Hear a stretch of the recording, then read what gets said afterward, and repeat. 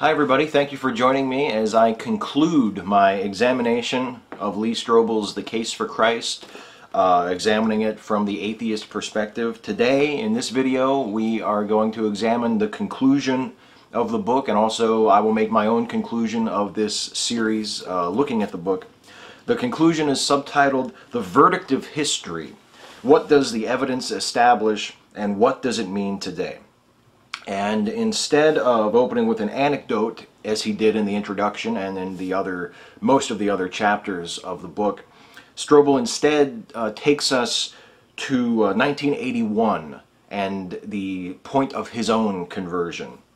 And he says, quote, "My investigation into Jesus was similar to what you've just read, except that I primarily studied books and other historical research instead of personally interacting with scholars. I had asked questions and analyzed answers with as much of an open mind as I could muster. Now I had reached critical mass. The evidence was clear. The one remaining issue was what I would do with it." I wonder what books Lee read. And I wonder how thorough his research really was. Did he discover and accept Christian answers to his questions? Or did he also seek out evidence to the contrary? Was he satisfied when he read C.S. Lewis, or when he read Bruce Metzger, or when he talked to a pastor, or whatever? Did he accept that answer and go, oh, that makes sense? Or did he continue to probe? Did he read Thomas Paine's The Age of Reason, which 200 years later is still by far the most compelling and effective takedown of the Bible ever written? Did he read Robert Ingersoll? Did he read Bertrand Russell? I'm pretty sure he read C.S. Lewis. Did he read Russell? He says that his investigation was similar to what we read in the book, this book where he doesn't speak to a single scholar who is not a Christian apologist. So I'm going to guess that he didn't read Paine or Ingersoll or Russell, etc. He says the evidence for his conversion, the evidence for Christianity, was clear, to which I say, well, of course the evidence was clear. The evidence is clear that the sun and the moon and the stars are circling a stationary earth embedded in crystal spheres, if the only thing you read is Aristotle's physics. Now we come to sort of a reiteration of the book so far, of the arguments in the book, the questions that Strobel has asked, and the answers he has found from his experts. We go through the subject of each chapter one at a time, beginning with, can the biographies of Jesus be trusted? Come along with me. Take a trip down memory lane. Let's review the series in the book, shall we? I'll try to make it brief. Can the biographies of Jesus be trusted? Strobel says that he once thought that the Gospels were unreliable religious propaganda, but Craig Blomberg stepped in and demonstrated that they were eyewitness testimony that accurately described actual historical events. Blomberg also demonstrated that the Gospels were written so early that they could not possibly have been contaminated by legend or folklore. And actually, of course, as if you saw the earlier videos in the series, as you know, even Blomberg himself admits, albeit indirectly, that the Gospels are not eyewitness testimony. They are hearsay. And the too early to be legendary argument is bogus, as we've discussed ad nauseum in the series, and as I will discuss in a few minutes in this final episode. I'll take one more swipe, and a definitive one, at the too early to be true argument. Next, do the biographies of Jesus stand up to scrutiny? Strobel says that Blomberg argued persuasively that the Gospel writers had reliably preserved an accurate and unbiased history of the life and ministry of Jesus, with the four Gospels largely agreeing with each other on the essential facts of the story and only disagreeing on certain details, which, according to their reading, made them even more reliable, because you wouldn't expect them to be completely in agreement unless they were cribbed from each other.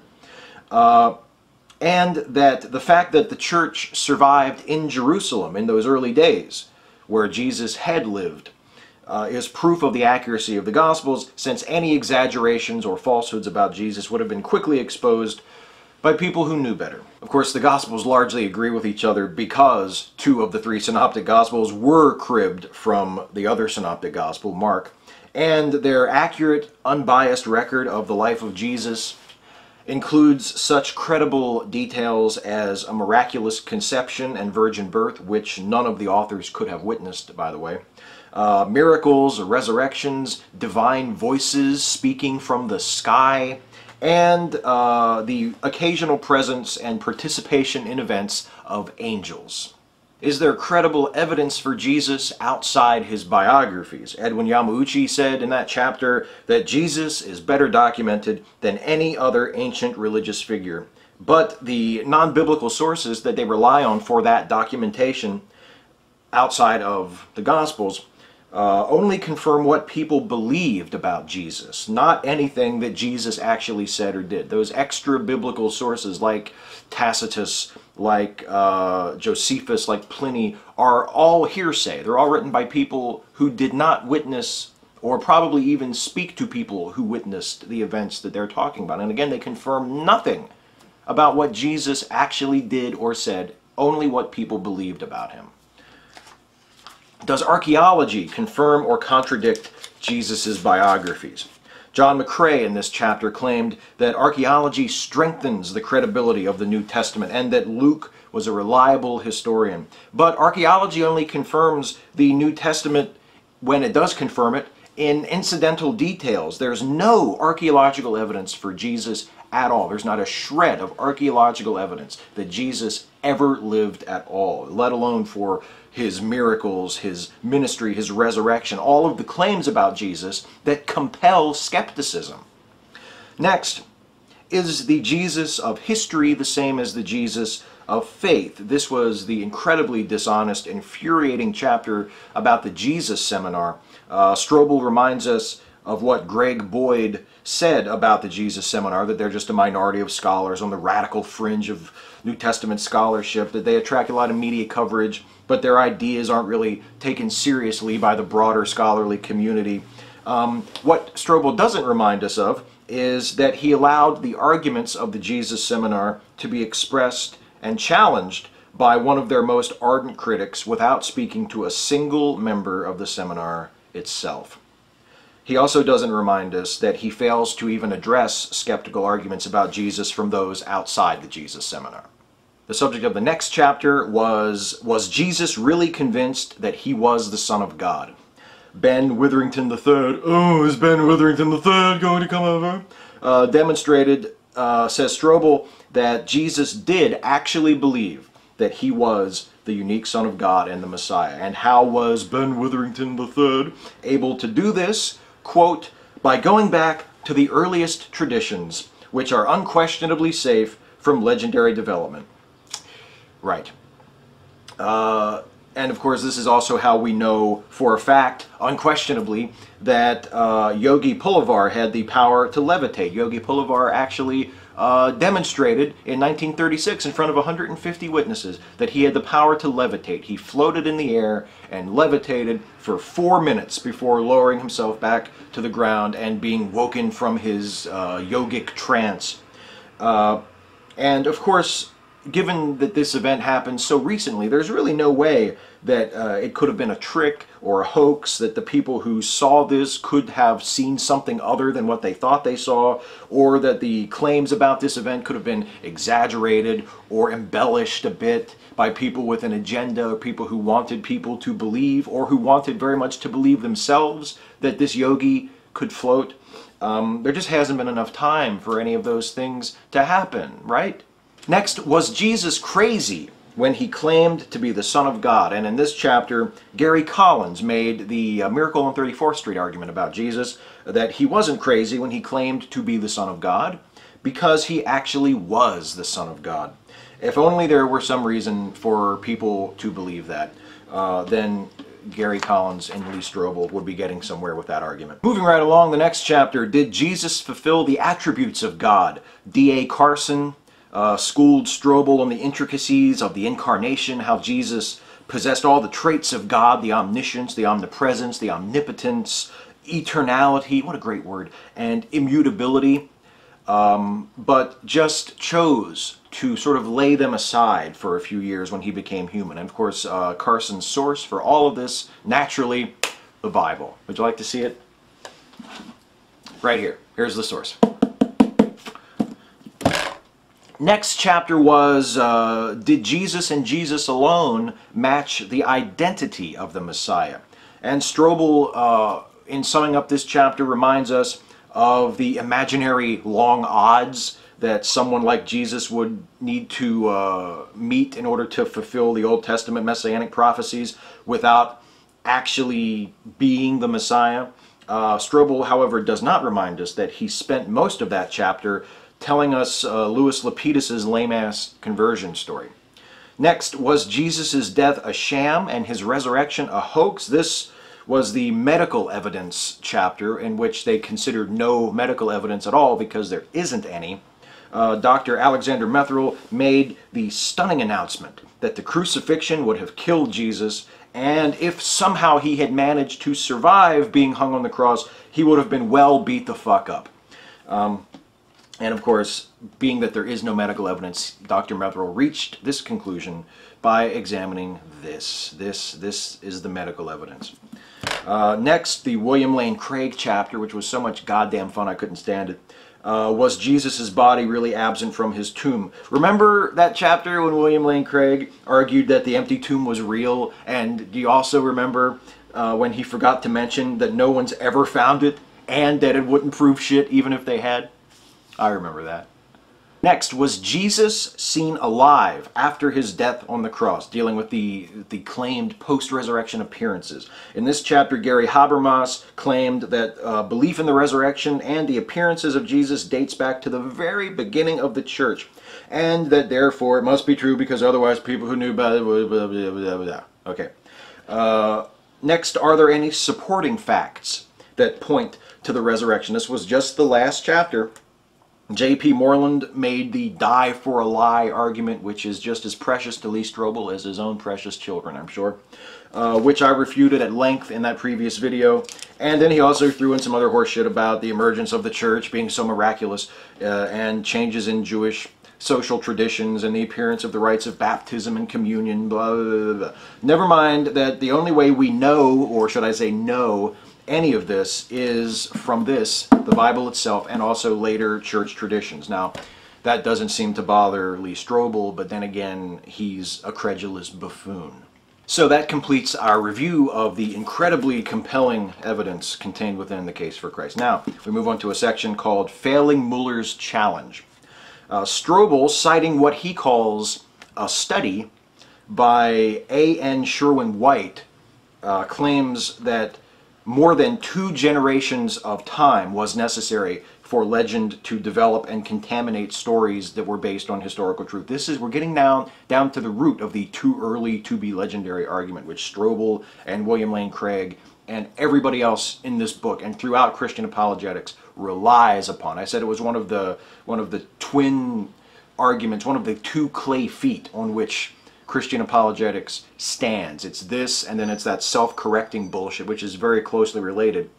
We're going to get into that argument because he mentions that it was from this study, he says, by A.N. Sherwin-White, and that is where this early equals true bullshit comes from A.N. Sherwin-White. A.N. Sherwin-White. We got you, you son of a bitch. Now, what exactly did Sherwin-White write? What did he say in this study? Did he, for instance, assert that the Gospels were historically reliable because they were written within 2 generations of the life of Jesus? Did he establish, after careful research and analysis of not only Jesus, but other comparable figures whose lives had become the subjects of folklore and exaggeration, a firm and widely applicable principle about judging legendary development, that it requires a minimum of 2 generations removal from the actual historical events? Actually, no, he didn't do that. There's a great article about this on the blog, Do You Ever Think About Things You Do Think About? What a great title for a blog.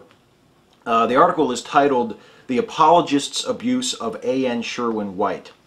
And the author of this, by the way, is not an atheist. He describes himself as something between an agnostic and a cafeteria Catholic, so just so you know.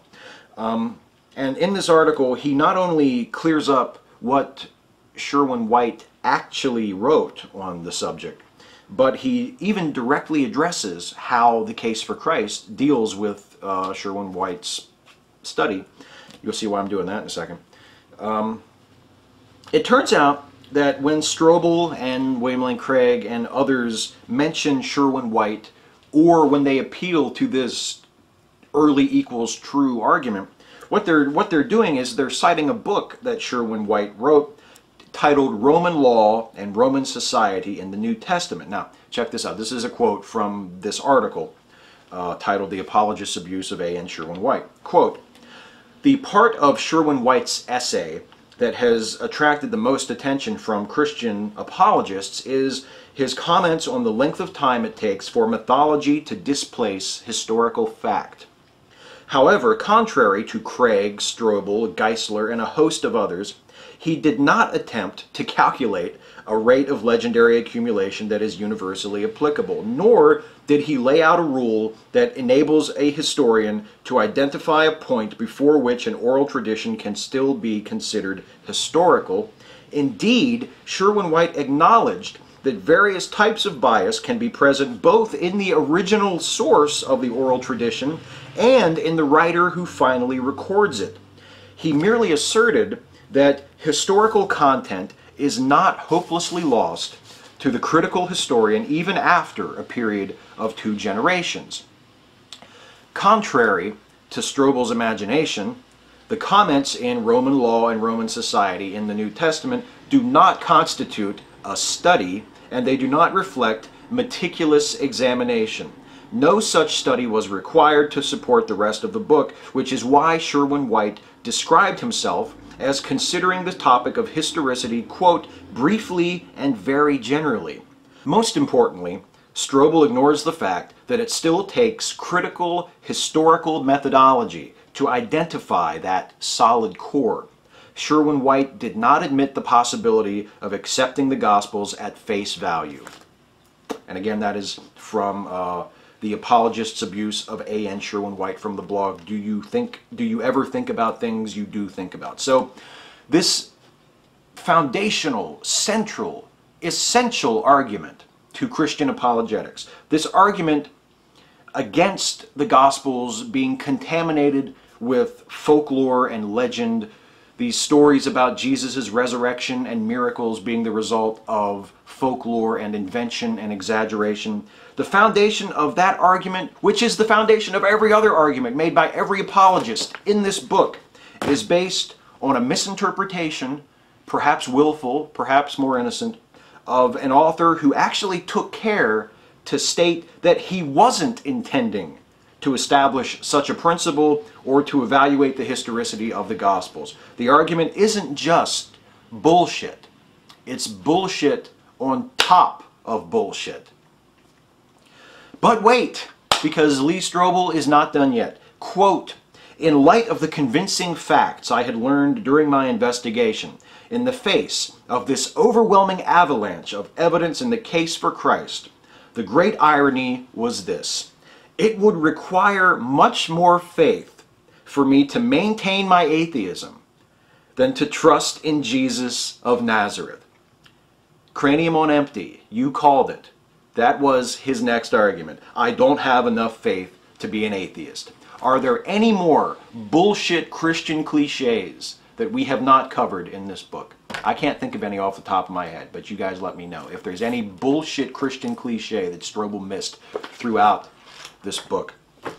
Now then, implications of the evidence. Strobel brings back James Dixon, who he discussed in the introduction, who confessed to a crime he didn't commit and was eventually found innocent after an investigation, to set up 2 questions about his own investigation into the Jesus story. And speaking of James Dixon, isn't it interesting that Strobel would not only include Dixon's story in the introduction to the book, but also have a callback to it at the end, when throughout the book we have seen Strobel and his experts talking about how the disciples, Paul, the early church fathers, the authors of the Gospels, well, they wouldn't have made things up, because they just had no reason to lie. Why would Paul have invented these stories about Jesus? Why would the disciples have lied about Jesus to the point of gruesome death? They had no reason to do that. It just wouldn't make any sense. And yet here we have a perfect illustration in James Dixon of a person who confessed to a crime he did not commit. And on the face of it, you could easily say, why would anyone do that? Why would you ever confess to a crime you didn't commit? Common sense tells you that that would never ever happen, and yet it does happen. It happens in a case reported cluelessly by this fucking idiot in his own book. Of course people do things and say things that it would seem there are no logical, rational reasons to say. But they have their own reasons. It makes sense to them. It happens. It happens all the time. And to say that it didn't happen in the Gospels, or that it's less likely that that happened as Jesus being the Son of God and being risen from the dead, is just preposterous. He disproves his own case. He cites a perfect example in the introduction of his own goddamn book as to why people do things that don't always make sense. End of rant. Implications of the evidence, as I was saying. He talks about James Dixon to set up these questions that he is going to subject his own investigation to. The first question is, has the collection of evidence really been thorough? And Strobel's answer to this is, quote, yes, it has been. I selected experts who could state their position and defend it with historical evidence that I could then test through cross-examination. Okay, but as I mentioned earlier, you didn't interview a single expert who was skeptical of Christian beliefs about Jesus. You interviewed 13 people for this book, Lee Strobel. All of them were Christians. No atheists, no agnostics, no Jews, no Muslims, no one of any other faith, no one of no faith at all. You attacked the Jesus seminar, but you didn't have the balls to do it to their face. You didn't actually have the guts to interview John Dominic Crossan or any of the other members of the Jesus seminar. You interview one of their critics to come in and talk shit about him, but you couldn't interview them, and you have the fucking balls to say that your collection of evidence for this book was thorough. No, much like only allowing a jury to hear evidence from the prosecution, your collection of evidence was not thorough and it was not honest. Second, which explanation best fits the totality of the evidence? Strobel talks about letting go of his legend hypothesis and how his atheism had just buckled under the weight of historical truth. He says he couldn't imagine a single explanation that fit the evidence as well as the conclusion that Jesus was the Son of God. And then he goes through a list of implications of this conclusion. He says if Jesus was the Son of God, then Jesus' teachings are more than good ideas. They're divine truths that would provide a foundation for his life. And if Jesus is God and is the absolute standard of morality, then he is the standard to appeal to provide the basis for choices and decisions and moral judgments that we have to make. If Jesus was resurrected, then he is alive today to be personally encountered. If Jesus conquered death, then there is eternal life for people who follow him as well. If Jesus had divine power, then he's able to change and transform those who follow him. If Jesus himself knew pain and suffering, then he is able to comfort those who experience pain and suffering today in their own lives. If Jesus loves us, then that means that he wants what's best for us, and therefore we should commit ourselves to him without condition. And if Jesus is who he says he is, if he is God, then, quote Strobel, as my creator, he rightfully deserves my allegiance, obedience, and worship. Now, most of that is just mindless Christian happy talk. But I do want to look at two of those things that Strobel said when he was going through the implications. First, the second one, the one about morality. Now, I've talked to Christians about this a lot, especially in comments for videos in this series and other videos I've done on YouTube. I know from talking to you guys, I know that you would be more comfortable if you had an absolute standard of right and wrong to appeal to. If you had some divine authority to decide these moral questions for you, if you didn't have to actually grapple with these difficult moral questions, some of which don't have neat answers and resolutions to them, if morality was like a dictionary that you could just pull down off the shelf and consult, you would like that better. You'd prefer that to actually having to use your brain and make your own judgments and not always being certain if you're doing the best thing. You would like that. I know that you would rather live in that world, but here's the thing, you don't live in that world. Christians, you get your morality from the same place as Muslims, which is the same place Jews get their morality, which is the same place Hindus and Buddhists and Wiccans get their morality, which is the same place that atheists get our morality. You get your morality from yourselves, from your culture, from the moral consensus of your species, from the ongoing, never-ending, always evolving dialectic. That's where you get your morality from. The difference between you as a Christian and me as an atheist is that I don't pretend that my morals instead come from on high, or pretend that it would be better if they did. So that's that one. And now that last implication. If Jesus is who he says he is, he deserves our allegiance, obedience, and worship. Allegiance I'm actually fine with in principle, although you don't rightfully deserve allegiance because of how powerful you are, even if you are the all-powerful creator and sustainer of the universe. You don't get allegiance automatically. Allegiance is something that if you want to rightfully deserve it from others, you have to earn it through your character. You have to deserve it through the type of person you are, or the things you have done. You can't just demand it because you are the creator. It doesn't work that way. Then obedience. Obedience comes as the result of respect. We obey people, or we obey laws, whatever, because we respect them. And respect, like loyalty that comes with allegiance, or that underlies allegiance, respect has to be earned. It can't be demanded. It can't be extracted on command. Anyone who demands respect in the manner of the biblical God is unworthy of it. And then finally, worship. Now, the Greek word in the New Testament that is translated into English as worship is the word proskuneo, which literally means to bow, to fall on your knees, to prostrate. And I'm sorry, but I'm not a slave. I'm not the subject of a king. I'm not a Trekkie in the presence of William Shatner. I'm a free man in a free society. I'm a human being. I'm a person, a thinking person. And I don't prostrate myself before anybody, especially someone who demands it of me. Next section, as we wind down to the bottom here, the formula of faith. Strobel talks about taking that experiential step that J.P. Moreland described rather vaguely in the last chapter.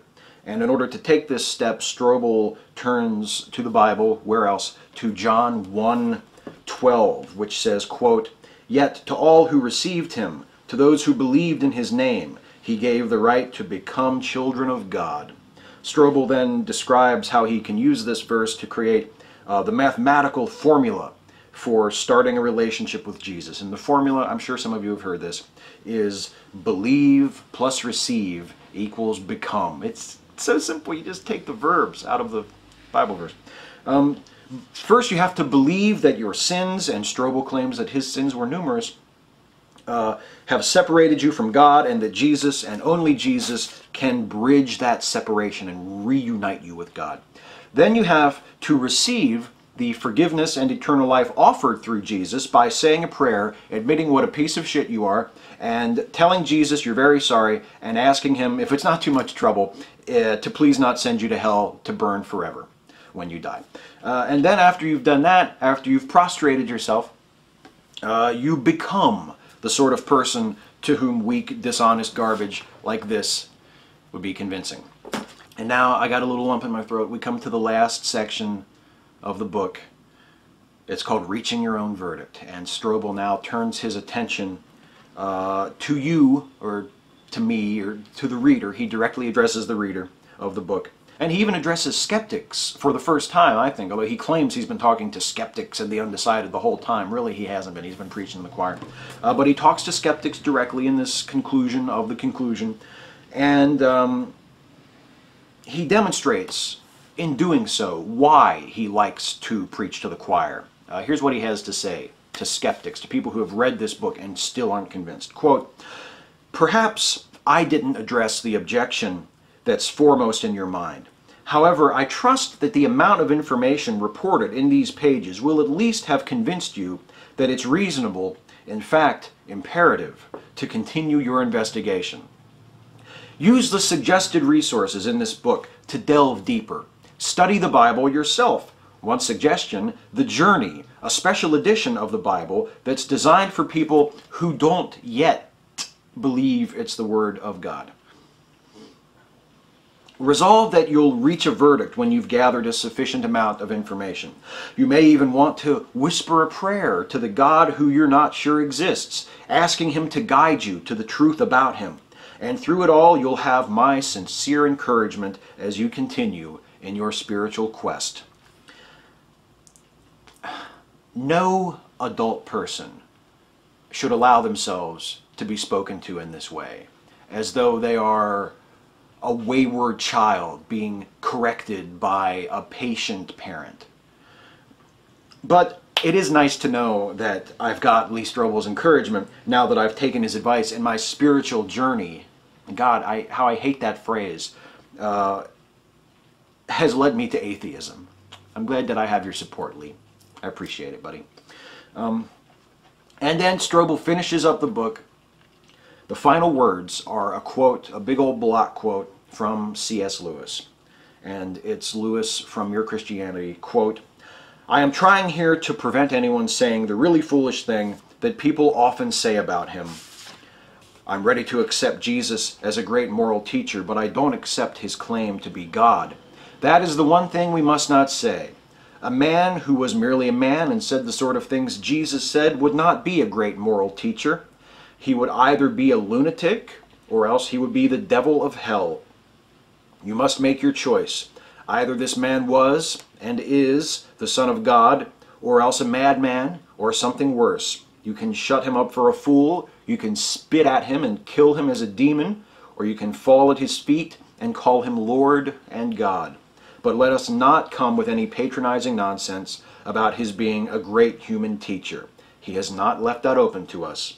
He did not intend to." So you see, I was worried earlier about whether or not we would reach Lewis's false trilemma, the lunatic, liar, or Lord argument, and it's there, and it's at the very end of the book. And it's interesting, it's appropriate actually, that Strobel would close with a quote from Lewis in Mere Christianity, because as some of you already know from following me on Facebook or from things I've said in comments, I am going to continue doing this after this series. I'm finished with the Case for Christ, or about to finish with it, but I'm going to keep on examining works of Christian apologetics from an atheist perspective, because I do in a perverted way, I kind of enjoy it, and I feel like it's something that people get some use of, and that is nice, and it's cool, and it's something that I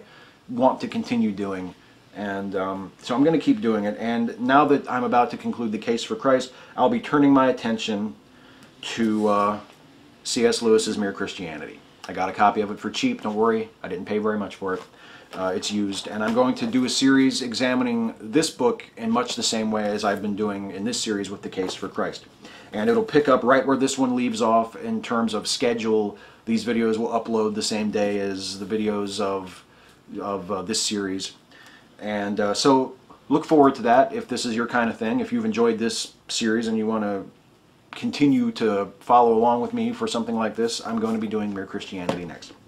But before I get there, before I move on to Lewis, let me finish up with Lee Strobel.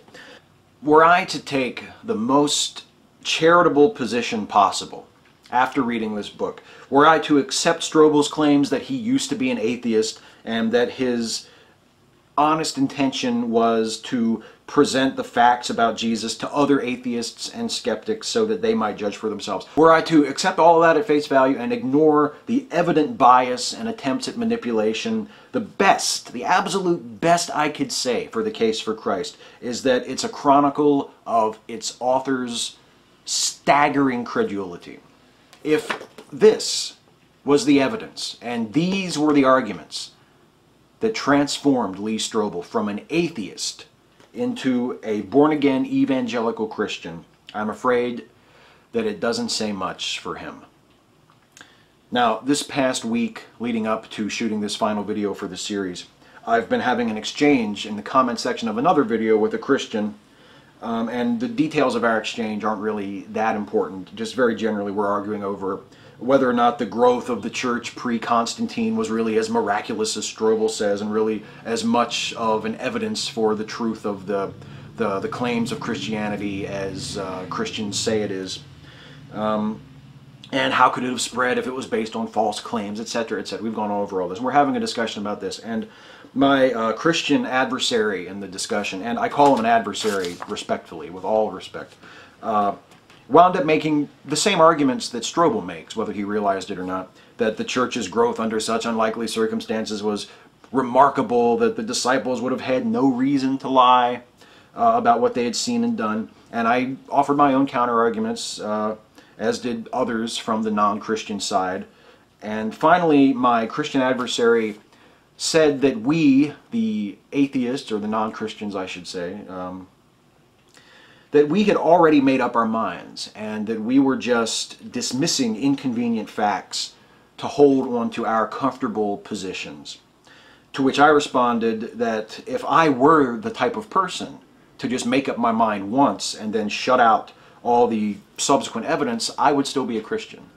And my Christian adversary responded to that by saying, if this kind of weak evidence, meaning what I had been offering for my arguments, brought you out of Christianity, you never were one.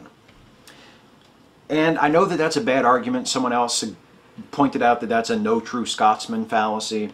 But in this case, he's right. I mean, technically speaking, I tried to be a Christian for over half my life.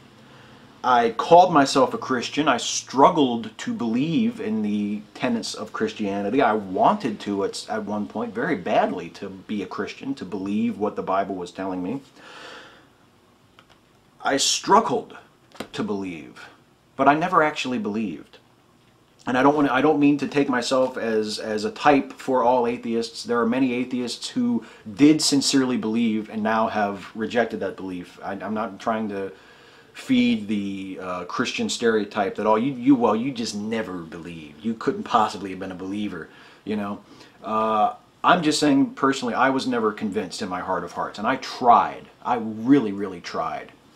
But eventually, gradually, very, very gradually, over many years, and in several stages, I came to accept my doubt and my skepticism, and I was reconciled to it. I was reconciled to my unbelief, and I was, as my Christian adversary in this exchange said, I was brought out of Christianity, or I brought myself out of Christianity.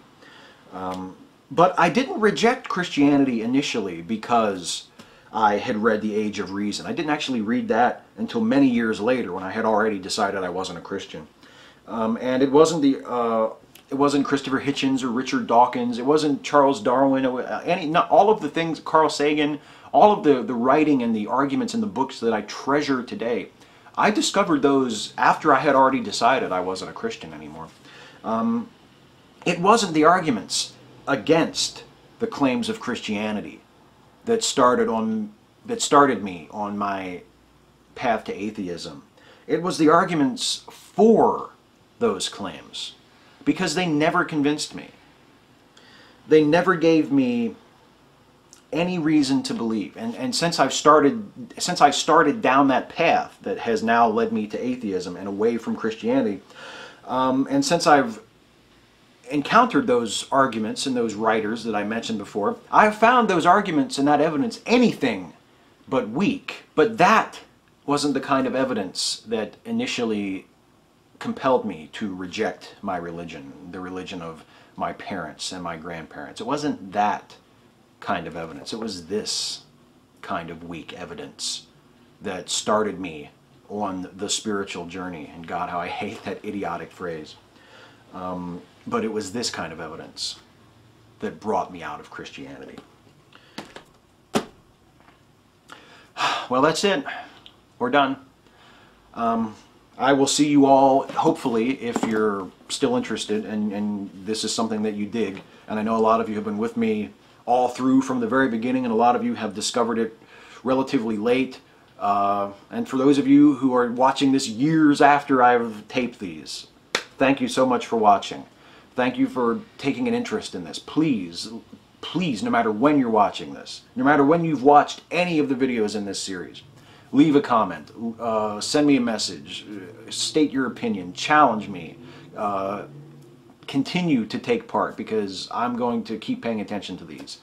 And those of you who are watching this as I upload it, or who have enjoyed this and are looking for something else, please seek out the Mere Christianity series that I'm about to begin.